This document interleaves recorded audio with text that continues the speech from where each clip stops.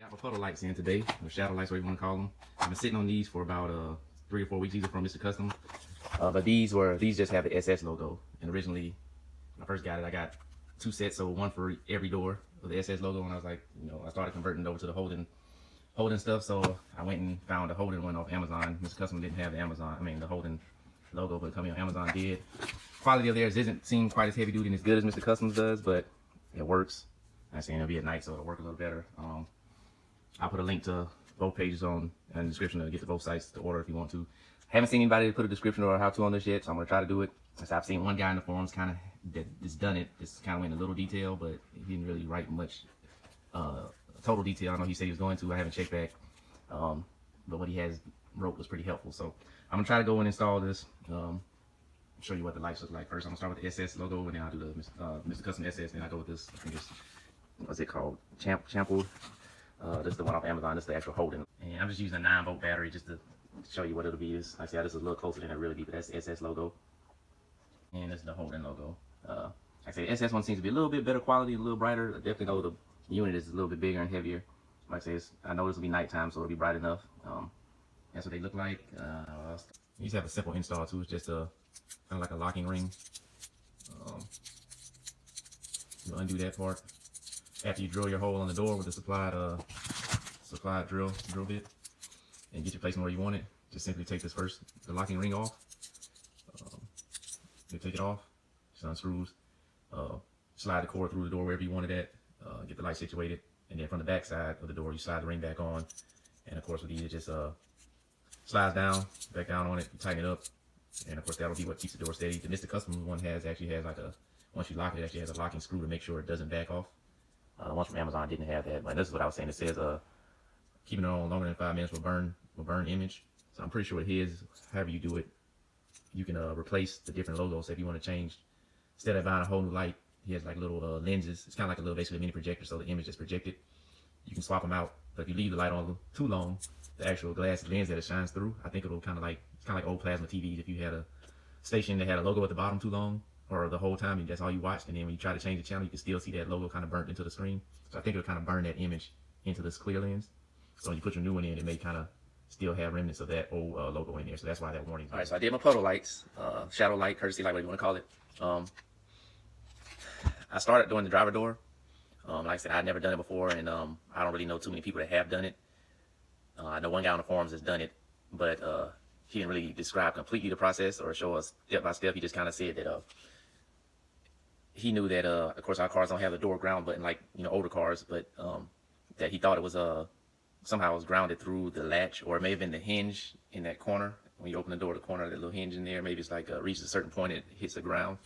And he said he tried to tie his ground into that, but somehow that it wasn't a constant ground, so that the light was really dim. So what I did was I actually bought little grounding switches from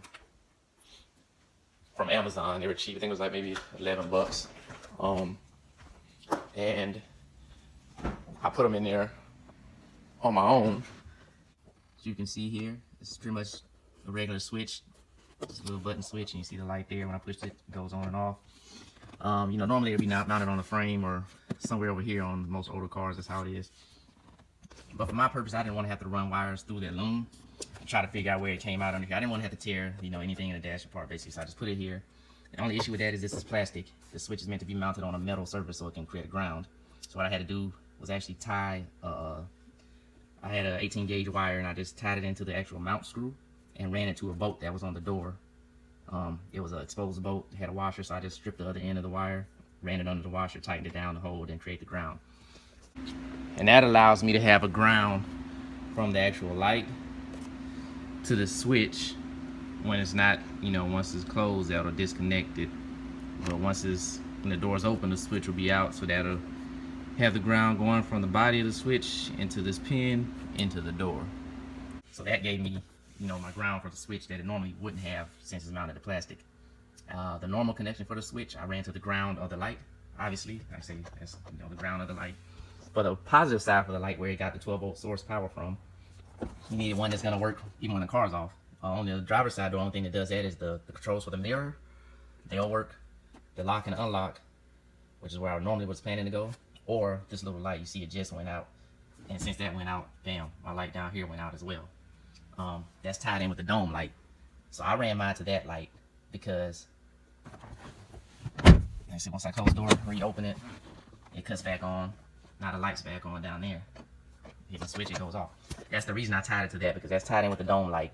And I think that goes out. I have mine set for 10 minutes, I believe. Or whatever yours is set for, that's when that's going to go out. So if you have your door open an extended long period of time, and you want this light to go out, there's no, if you tied it into, you know, the door locks or the mirror, that's going to stay on regardless, even when the dome light goes out. But tying it into here, it'll allow it to automatically cut off once its own timer and stuff goes. That way, like I said, that warning, you won't have to worry about, I mean, it's still longer than 5 minutes, I think, but like I said, you can adjust your time. I don't know if it'll let you go down to just 5 minutes for the dome light, but like I said, at least that's a little less stress on the light having it on constantly. So that's why I did that there. Like I said, to get the door panel off, it's just 2 Phillips head screwdrivers at the bottom, screws at the bottom. Pop this tab out under here, and it'll be a 7mm bolt. Take that out. And here you got this little plastic piece. Pop that out, and it'll be a T20 torque bit right down here. Take that out. That'll allow you to pop this whole driver console control or door controls out. And that'll give you access to 2 more 7mm bolts that are right here. Take those out, so it's 5 bolts or 5 screws / bolts that you'll be removing total. And then from that, you just pull the door back. It's 9 tabs around the outside, 5 tabs on the top. Pull everything back. Then you just have to worry about getting the linkage out for the door. Also, it'll be 1 master connection for power. You just pull a little tab back and it pops that out.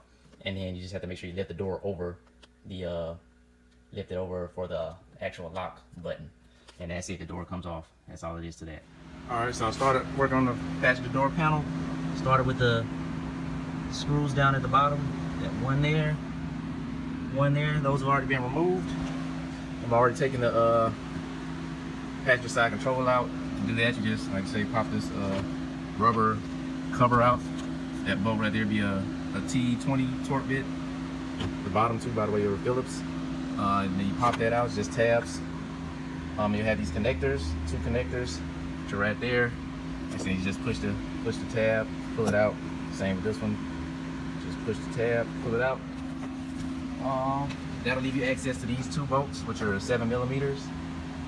You do those, and then for the front here, it always seems like it has a little gap here, so I'm just gonna, bam. That's just how easy it is to pop that out. So once you pop that out, that'll give you access to this 7mm bolt, which is also here. They're not in there very tight, so I just can use a hand screwdriver or adapter. And that just comes right out. That's everything for the door. So then you can go ahead and start just prying your way around the door to get that off. You got the nine tabs out. Pop the door off. Like I said, then you have to worry about the linkage for opening the door. I just pull the handle. Once I pull the handle, this blue tab lift up. Sorry. Just pull the handles, blue tab, lift up. All right, that unsnaps it. Then you just pull it straight out. Pull it up, pop it out. Like I said, it's just a little slight hook, and this piece does slide inside over the hole. So once you pull this up, you will have to pull back a little to get it out. And then from there, like I said, you just disconnect this. That's just as simple as pulling back. Once you pull back, you'll see it'll automatically kind of pull the plug out, and you just let it go. And that's it. The door panel's off. That's all you got.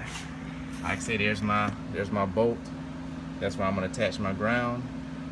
So I'm gonna go ahead and do that first, since it's right there.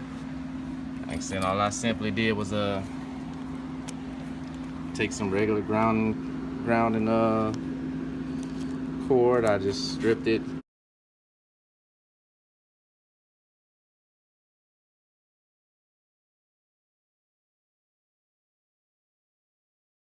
This bolt on the door is a 10mm. So I just stripped that. Then I just loosen this bolt. Do it enough to where it's hand loosened. basically enough to where I can get this the washer to kind of come up. Then I just take my cord, or my wire, excuse me. Let me kind of twist this.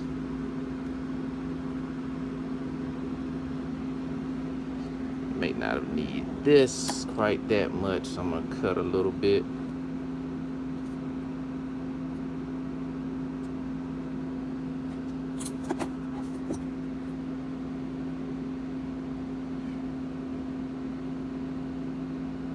Alright, so I just pretty much form it into like a little hook. And then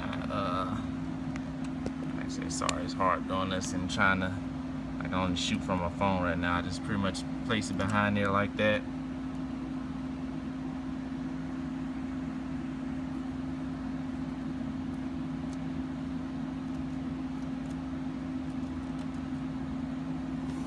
Like so.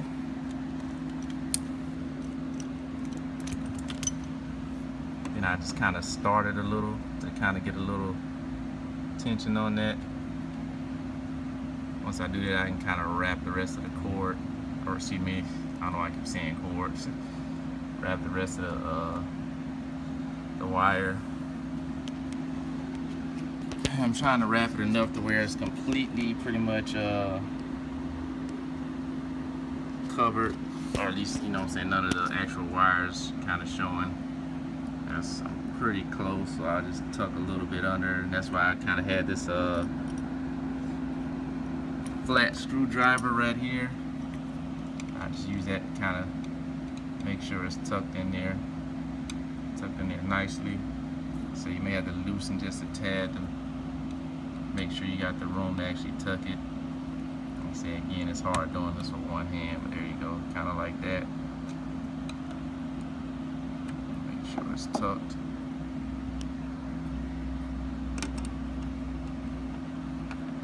Tighten it down. That's all I did for that part. Next, I know this ground wire is going to be going to my switch. I know based on how I did the last one, I'll have the switch about midways between its upper portion, say maybe about a foot of wire. Then I cut it.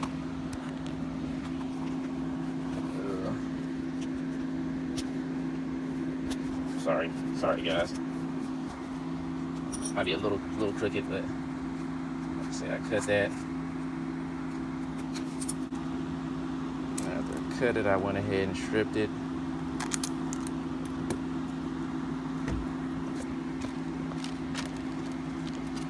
And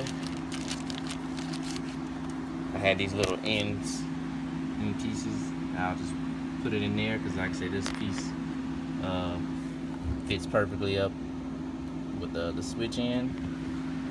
So I'm just gonna take that, feed that in there, and crimp that down. Alright, got that on there.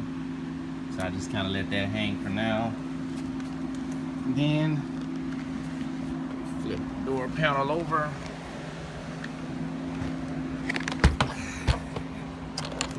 I know I'm gonna drill here, so I just kind of pick my spot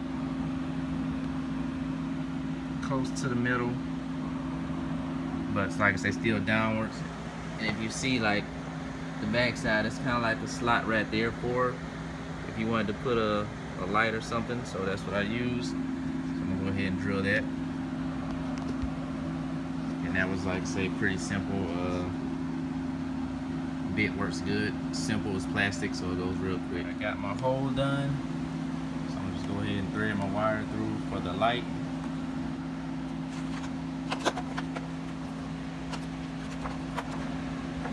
And it's actually a pretty snug fit too, so I was worried it maybe be loose and may come out, but see, it's not even all the way in yet. And if I can get this to focus, there you go. And I still have to kind of actually force it the rest of the way in. Now just take the ring, slide it on everything. Actually, I'm trying to do this one-handed, so sorry about that. Ring. Doesn't matter which way that goes. Then I just simply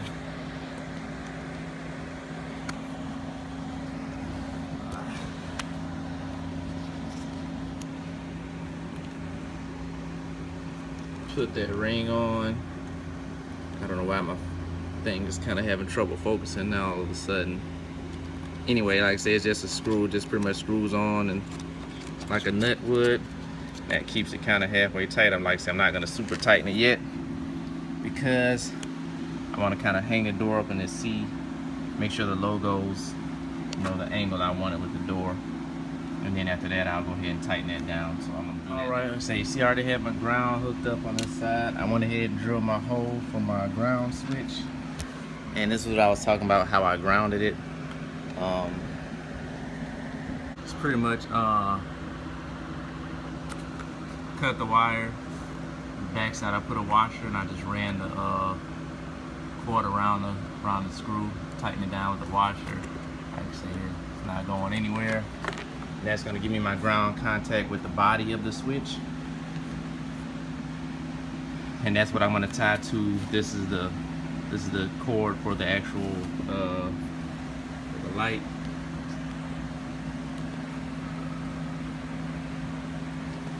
See there the light is, and I just kind of got it routed following the silicone behind this covering. I ran the ground from the switch to the body, and I tied it into the ground on the actual light. And then I ran the positive lead from the light to the connection for that little light where the door handle is. I ran it to there. I just kind of tied them all together right around here, just so it'll kind of be neat in one area, excuse me. All I have to do with that is just plug that back in. Try to plug it back in once I actually get the right side open. Ties back in. I'm gonna slide this. I took this little clip off so I could get better access to it. That just slides back down on there. Bam. Try to run everything halfway neat. That's it for the back side. Then after that, all I do is reverse the process. So first thing I'll try to do is switch right here for the door. Like I say, it's pretty easy to do, honestly. It's not as hard, not that hard. It's hard to do it with one hand, but let's see.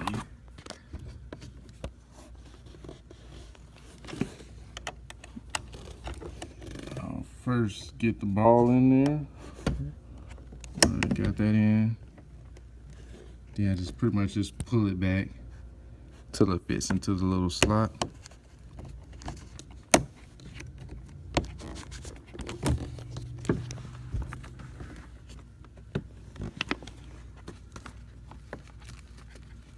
Oh, and don't forget that it faces front, it faces upwards. I'm trying to see where is it at. There we go. It faces upwards with this tab up. I had it to the side by mistake. It's upwards. It'll snap. Bam. That's done. I always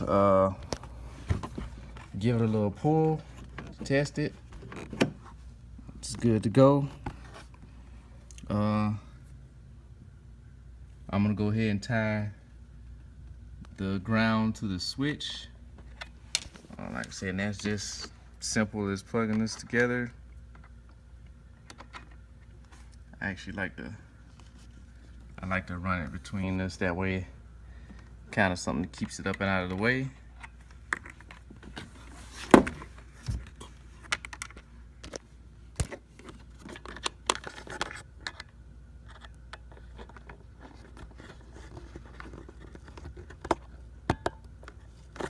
Bam, got that in.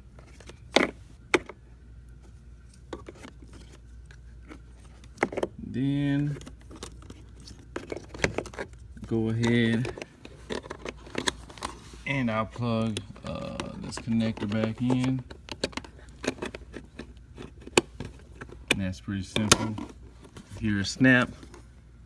And once you pull the tab down, it'll kind of go ahead and lock it into place. Bam. Then after that, I just make sure that this the lock pin is inside the hole. Give me a second and I'll do that.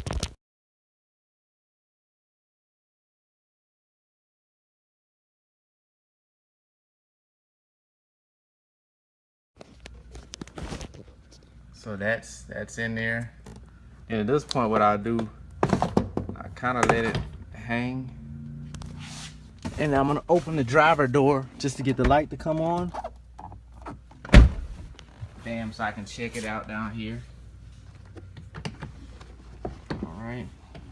I can see kind of my placement. It's just how I wanted it. Then I'll push the ground just to make sure it cuts off.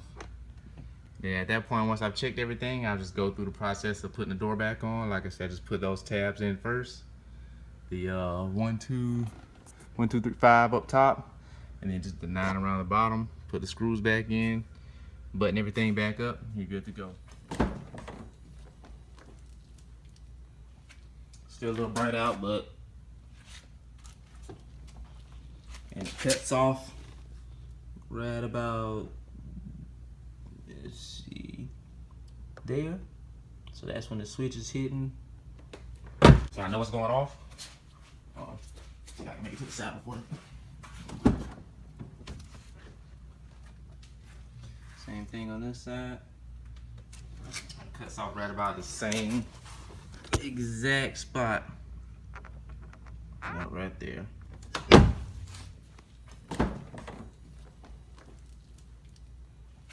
Still a little bright out, but and it cuts off right about, let's see, there. So that's when the switch is hitting. So I know what's going off. See if I can make it to the side before. Same thing on this side. Cuts off right about the same exact spot. Right there. Say for the rears, it's pretty much the same. You pop that out. Pop that out. This is a lot shorter, but I believe it's still 2 bolts, so you'll pop that up. And there's one there, one there. I still have that little space that they have, kind of seem like, for if you had a light right here, that square flat piece. So that's why I'll put it. It says screw there, so still those 2 screws at the bottom. Still pop that out. I'm sure it'll still be that torque screw there. Pop this out and 2 there, and pop that out, and you'll have that 7 there. I say once that's out, you'll have the 2 7s there. However, the rear is different because there's no power locks here. There's also no light here. So I gotta figure out what to do about that. However, it's still a mechanism to lock and unlock the door, and that still has power regardless to the door, if the car is on or off. You can always lock, this will always move once you lock or unlock the door. So I'm gonna assume that I'll be able to tie into that one this time with those.